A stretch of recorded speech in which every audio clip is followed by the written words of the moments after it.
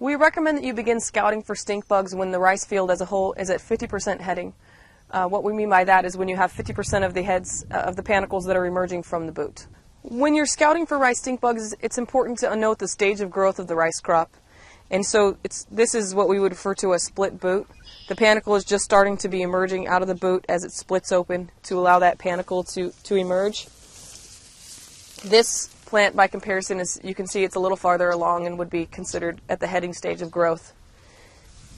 If you want to see here, you can see that in general we would assess this portion of the field as being approximately 50% heading, which is the time at which we would recommend you begin scouting for rice stink bugs on a regular basis so that you could start looking at the population and putting out a treatment to avoid injury. This rice here is at the flowering stage of growth. This is going to occur soon after heading, which is when the rice moves out of the boot and the panicle is everted outside of the boot area there. So you can see that rice is a self-pollinated crop and the pollen grains are exposed here for the fertilization process to occur. If the rice stink bugs move into the crop at this stage of growth and start feeding on these individual flowers, they can actually cause abortion of some of these flowers so that fertilization won't occur and you'll actually have blanking in the panicles. So that's pretty direct injury they can cause to the crop and cause a yield reduction.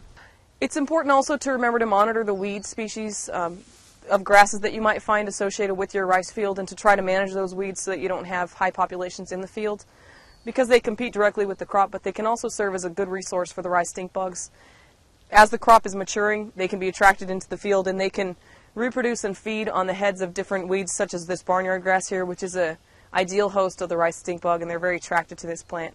It's also important to manage the grassy weeds on the edges of your field to try to keep the populations down.